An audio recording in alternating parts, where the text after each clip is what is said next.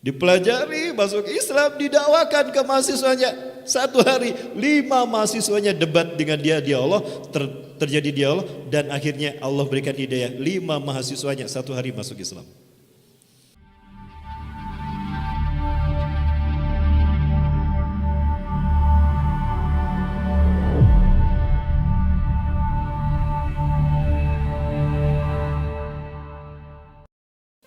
Bapak Ibu dan Saudara, kita bedah testimoninya. Yang pertama, ada Profesor Jacques Yves Cousteau. Kalau melihat namanya, dari mana ini? Kalau lihat namanya dari mana kira-kira?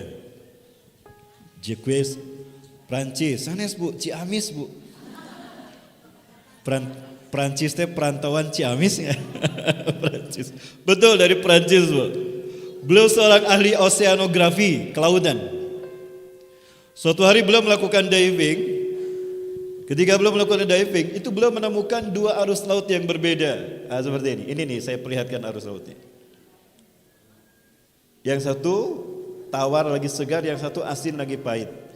Dan di antara keduanya ada buffer, ada pembatas yang tidak pernah hilang dan membuat ini tidak bercampur. Fenomena apa ini? Beliau teliti, beliau kaji.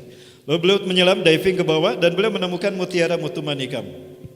Ada mutiara di bawahnya. Beliau tertarik sekali dengan fenomena ini. Gak mungkin ini terjadi begitu saja. Pasti ada yang mengaturnya. Beliau naik ke darat, beliau buka beberapa referensi buku, tidak ada yang membuat dia puas. Fenomena ini benar menakjubkan. It's so amazing. Harus ada sesuatu yang menjadi penyebabnya. Gak mungkin ini terjadi begitu saja. Dia tanya, diskusi dengan beberapa profesor pakar ahli kelautan, tidak yang membuat dia puas. Galaulah profesor ini. Apa nih penyebabnya? Kabayang lamun keur galau kumaha orang sakit. Lagi galau gitu lewat seorang ustadz di depannya. Seorang ustadz ya, sebut saja Ustadz Rahmat Baikuni. Ini di Prancis Bu, nggak tahu di kota mana, Marseille atau apa saya nggak tahu. Ustadz tahu apa? Kapan dia kuliah? Tapi mungkin aja dia punya jawaban yang bisa membuat hati saya puas. Tadinya diremehkan Ustadz ini. Tadi Ustadz, kemana Ustadz sebentar? Itu mah bahasa Arab. Tentang Ustadz ini. Ada apa Prof? Gini saya ingin cerita nih sama kamu. Saya pernah diving di satu laut. Saya menemukan 2 arus laut yang berbeda. Yang satu tawar, lagi segar, yang satu asin lagi pahit. Kemudian ada pembatas antar keduanya yang tidak bisa ditembus oleh keduanya. Lalu saya diving menyelam ke bawah, di bawahnya ditemukan mutiara mutu manikam. Menurut Ustadz apa ini fenomena ini? Profesor gitu aja bingung. Enak aja kamu ngomong. Gitu aja kok bingung Profesor.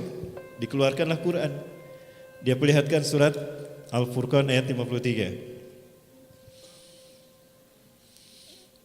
أعوذ بالله من الشيطان الرجيم وهو الذي مرج البحرين هذا عذب فرات وهذا ملح أجاج وجعل بينهما برزخا وهجرا مهجورا وهو الذي dan dialah Allah marajal bahrain yang mengalirkan 2 lautan. Hada azbun furat, yang ini tawar lagi segar. Wa hada milhun ujaz, yang ini asin lagi pahit.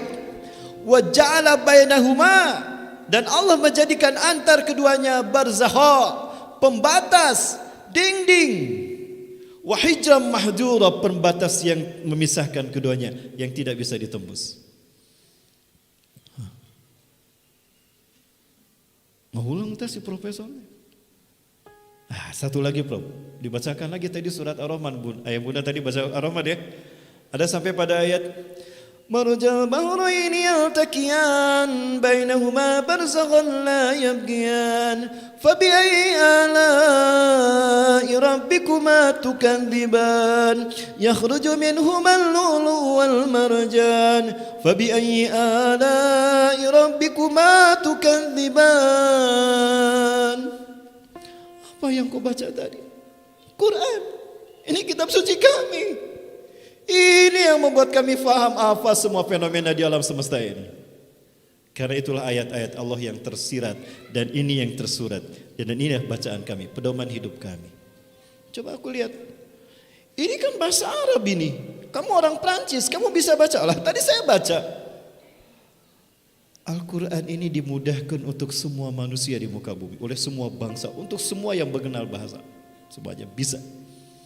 Baru saja saya baca, Anda pun bisa membacanya. Oh gitu. Apa artinya apa kau baca tadi? Dijelaskan. Ya, ayatnya tadi. Tertariklah si profesor ini dengan penjelasan sang Ustaz. Ada ya dalam Quran pembahasan ini? Ada, Prof. Karena Allah Tuhan pencipta alam semesta, Allah sendiri menjelaskannya dalam Quran. Jadi kami tidak heran dengan apa yang terlihat ini. Termasuk fenomena yang Anda sebutkan tadi. Itulah kekuasaan Allah Tuhan kami, Prof. Terjadilah obrolan yang sangat dalam saat itu. Profesornya tertarik luar biasa.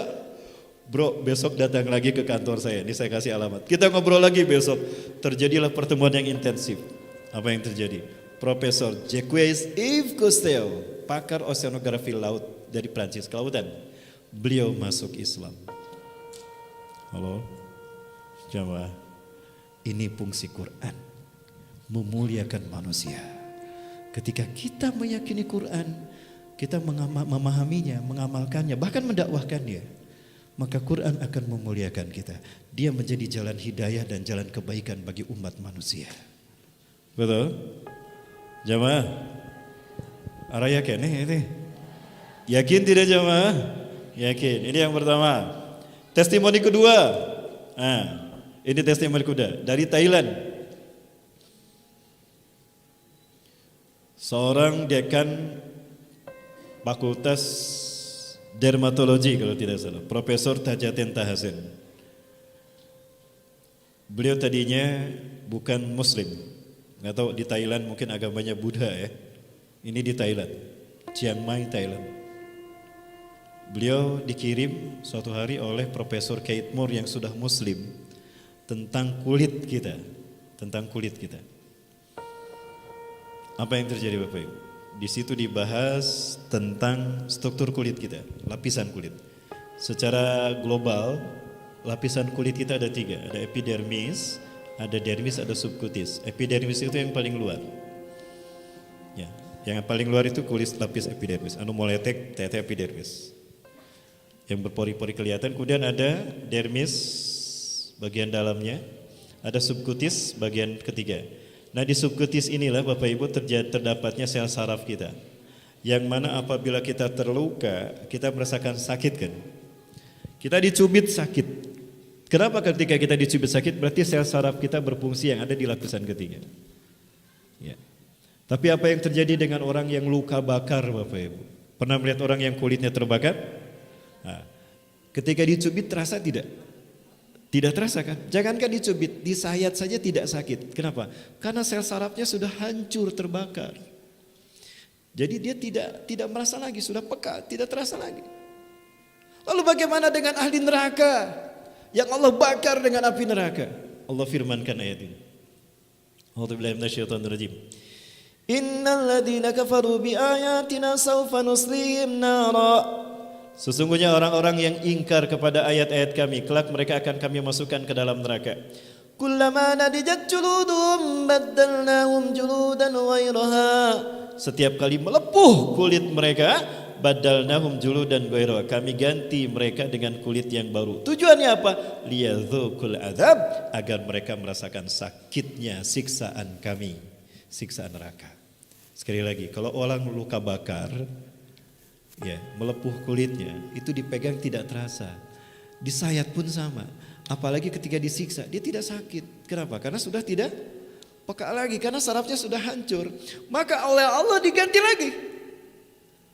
Kullama nadijat juluduhum, setiap kali kulit mereka rusak, melepuh, badalnahum juludan ghaira, kami ganti dengan kulit yang baru, dihidupkan lagi. Liyadzuqul adzab, agar mereka merasakan siksaan Allah. Innallaha kana azizan hakima, adalah Allah Maha perkasa lagi Maha bijaksana. Luar biasa Bapak Ibu. Dari sinilah beliau menjadi wasilah masuk Islam. Profesor Tajaten Tahasen masuk Islam, Karti masuk di akal, ilmiah banget, scientific abis. Inilah Quran. Jamaah. Dipelajari, masuk Islam, didakwakan ke mahasiswanya.